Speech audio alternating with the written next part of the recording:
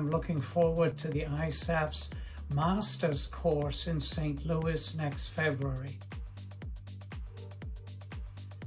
I will be presenting on the bespoke facelift, where I explain why I don't think there's a facelift for all seasons. I commend ISAPS for bringing together the leading surgeons in facial rejuvenation.